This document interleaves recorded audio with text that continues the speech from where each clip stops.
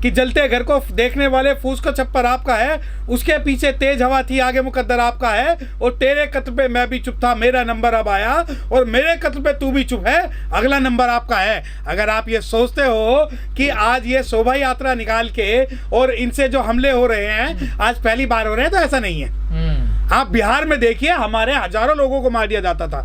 हमारे करनी सेना वाले जो थे, जो वहां पर लोग थे, हमारे साथ बथानी टोला हुआ, हमारे साथ फूलपुर बातें हुआ, रणबीर सेना वाले लोग चुन चुन के मारते थे, और ये लोग मारते थे तो जुलूसों में निकलते थे। उस वक्त इन लोगों के मुंह में दही जमी हुई थी। ये कहते थे कि नहीं हमारी गलती होगी। तो आज जब वो हमारे साथ नहीं खड़े हुए, तो अगर आज जो भी हो रहा है इनके साथ, तो ये बिल्कुल नया नहीं है, क्योंकि अनुसूचित जाति के जो व्यक्ति है वो कई सदियों से इस चीज को झेल रहे हैं, और वो झेल रहे हैं कि जब ये जुलूस निकालते हैं या झुंड में होते हैं तो हमला करते हैं। देखिए, बाबा साहब डॉक्टर भीमराव अम्बेडकर साहब को जो मानने वाले थे, वो उनका बाबा साहब के जो 3 मूल मंत्र थे, शिक्षित बनो, संगठित रहो, संघर्ष करो।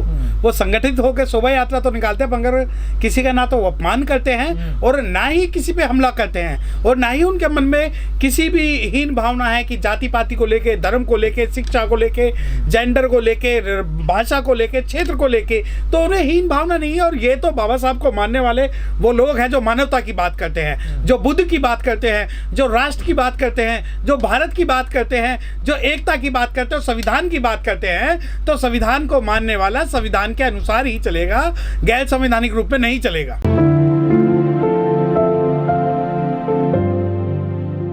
ना मस्जिद की बात कर, ना शिवालयों की बात कर, खाली शिकन मिले हैं निवालों की बात कर। देखिए, अगर मुस्लिम पीड़ित है, मुस्लिम पीड़ित है, तो क्या मुस्लिम पिछले दिल्ली दंगों में पीड़ित नहीं था?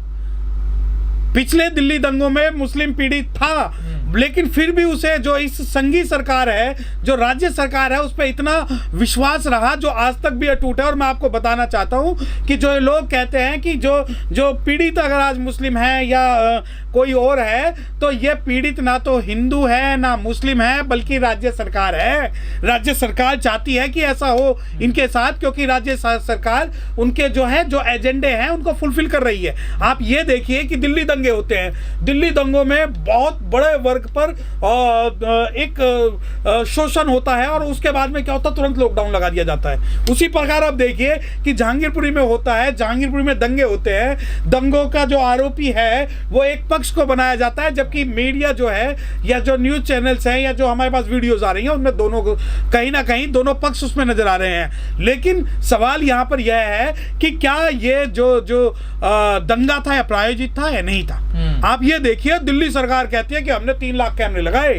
आप एक भी कैमरे की जो रिकॉर्डिंग है, ना तो वो जो दिल्ली दंगे जो जमुना पार में वो उसमें मिलेगी, और ना ही जहांगीरपुरी में मिलेगी। तो इसका मतलब ये है कि आप केंद्र सरकार की सह पर एक षड्यंत्र तय करते हो, आप अपने लगाए हुए कैमरे बंद करते हो, आप लोगों को घर में बंद रहने के लिए चेतावनी जारी करते हो, और फिर उसके बाद में इस प्रकार का माहौल बनाते हो। मैंने आपसे ये बात कही कि बाबा साहब को मानने वाले जो भी जो रैली, झांकियां और जो भी कुछ करते हैं, वो संवैधानिक दायरे में रहकर करते हैं। उनका किसी से द्वेष नहीं है। उनका डीजे तो आप भी बजाते हैं, नारे तो आप भी लगाते हैं। नहीं, लेकिन हमारे तो आप भी देखिए, अगर आप जहाँ डीजे, नारे और झंडे की बात होगी, तो मैं बताना चाहता हूँ कि नीला झंडा जो है क्रांति का प्रतीक है, उसका विरोध का प्रतीक नहीं है। जब ये संविधान को खत्म करने की बात करेंगे, तो वहां सबसे पहले जो है वो नीला झंडा आएगा। और जब आप डीजे की बात करते हैं, तो डीजे पे सिर्फ जय भीम के नारे चलते हैं। और जब आप बात करते हैं कि नारे हम भी लगाते हैं, तो हम नारे लगाते हैं, बाबा साहब के लगाते हैं, भगवान बुद्ध के लगाते हैं, पेरियार स्वामी के, राष्ट्रपिता पेरियार के लगाते हैं, और इन सभी के नारे लगाते हैं। लेकिन हम किसी को ना तो अपमान करते, ना ही उनके खिलाफ बगावत करते, ना ही उनकी खिलाफत करते, क्योंकि हमारी नजरों में एक हिंदू, मुस्लिम, सिख, ईसाई, क्रिश्चियन, बौद्ध, जैन, सिख सभी भारतीय हैं, और हम सबका सम्मान करते हैं। तो ये अपमान करते हैं दूसरे वाले? बिल्कुल करते हैं। अब आप देखिए कि ये तो खैर दिल्ली जैसे दंगों में अब 2-4 साल से, जब से ये जो संघियों की सरकार आई है, ये खुल के नंगा नाच कर रही है। जो भारत का दिल दिल्ली माना जाता है, और मुस्लिम समाज जो सोचता था वो पूरे भारत में अगर कहीं सबसे ज्यादा सुरक्षित है तो वो दिल्ली में सुरक्षित है। मैं उस बाबत आपको बताना चाहता हूँ कि दिल्ली के अंदर जब दिल्ली दंगे हुए, तो अजीत डोभाल जी भी वहां पर आए थे और उन्होंने दौरा किया था। उसके बाद जो दुनिया की जो रहे हैं वो दिल्ली में ज्यादा रहती है। अगर दिल्ली में पत्ता भी हिलता है, अगर एक मुस्लिम व्यक्ति की हत्या अगर कन्याकुमारी में होती है या कहीं दूर जगह पे होती है तो हो सकता है उसका इम्पैक्ट जो है उसके बारे में जो है पूरा दुनिया ना जान पाए, मगर दिल्ली के अंदर अगर कुछ होता है तो पूरी दुनिया में उस बात की जो है पहुंच होती है और पूरी दुनिया उस चीज को ऑब्जर्व करती है। कि आज से पहले 10-12 साल पहले तक भी जो है ये झंडे जुलूस ये सब चीजें होती थी, परंतु उस वक्त कहीं ना कहीं लोगों को पता था कि मुस्लिम समाज संगठित है, मुस्लिम समाज संगठित है और कहीं ना कहीं संविधान को मानने वाले और उनके साथ चलने वाले इनके साथ खड़े रहेंगे। परंतु जिस प्रकार मुस्लिम समाज ने यहाँ संघियों की एक सरकार बनाई, कच्चेधारियों की एक सरकार बनाई और कसाई को अपना रहनुमा बना लिया, तो और वो कसाई से ये उम्मीद करते हैं कि वो बच जाएंगे, तो नहीं बचेंगे, क्योंकि छोटा नसूर खत्म करने के लिए बड़ा नासूर नहीं पाला जाता और इन्होंने बड़ा और छोटा दोनों नासूर जो है दिल्ली के अंदर पाले हुए हैं। और ये आज भी मैं आपको आपके चैनल के माध्यम से बताना चाहता हूं कि ये दंगा सिर्फ ऐसा नहीं कि वो उन्होंने जुलूस निकाला और दंगे हो गए, ये प्रायोजित है। आप ये देखिए कि गैर मुस्लिम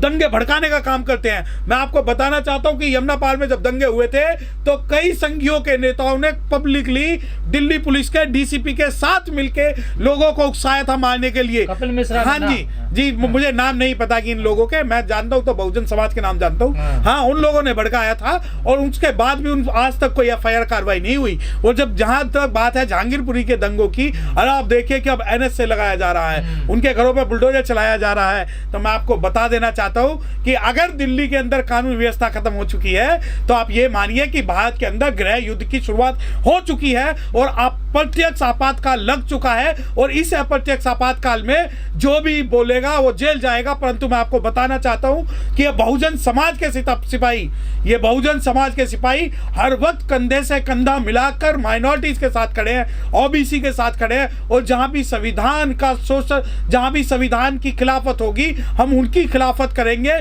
और मैं बताना चाहता हूं कि जुर्म और अन्याय के खिलाफ आवाज खोलेगा कौन, और बहुजन ही चुप हो गया तो बोलेगा कौन। तो बहुजन समाज पार्टी जो है हर उस पीड़ित के साथ खड़ी हुई है। कौन सा जो मुस्लिम एक्टिविस्ट कह रहा है उसे ये बताइए कि जब CNRC का जो मुद्दा हुआ था, बहुजन के हाथ में संविधान और बाबा साहब था, तुम तो आज 70 साल में बाबा साहब की तस्वीर लेने में हिचकते हो, क्योंकि तुम्हें लगता है कि हमारा और तुम्हारा खून जो है वो एक लेवल का नहीं है। उन्हें मैं बता देना चाहता हूं कि बहुजन कल भी साथ था, आज भी साथ है और हमारी प्रोटेक्शन है, हमारा साथ है। तो हम इस संविधान को और आपको बचाए हुए हैं, ऐसा नहीं है कि बहुजन नहीं है। शबनम हाशमी ने कल ही अपने इंटरव्यू में कहा है कि बहुसंख्यक लोग कहाँ हैं, आज वो देखिए बहुसंख्यक और बहुजन दोनों अलग हैं। तुम बहुसंख्यक अपने आप को किसी और के साथ जोड़ते हो, बहुजन वो है जो बहुजन समाज से रिलेट करता है, जो SC है, जो ST है, जो पिछड़ा है और जो बहुजन समाज के महापुरुषों में विश्वास करता है,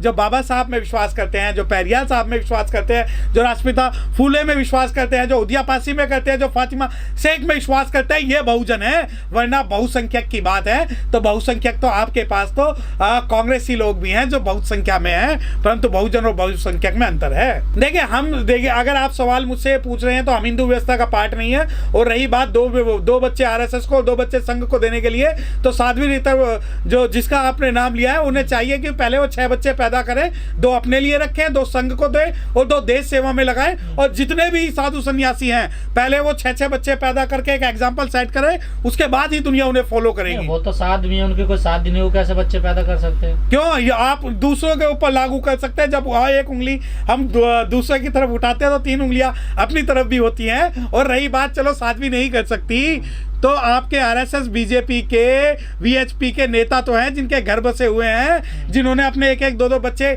जो हैं वो विदेश भेजे हुए हैं। पहले उन बच्चों को विदेश से बुलवाइए, उन बच्चों को स्कूलों से बुलवाइए, उन बच्चों को देश सेवा में लगाइए, उसके बाद जो है देश से आप जो है विनती करिए।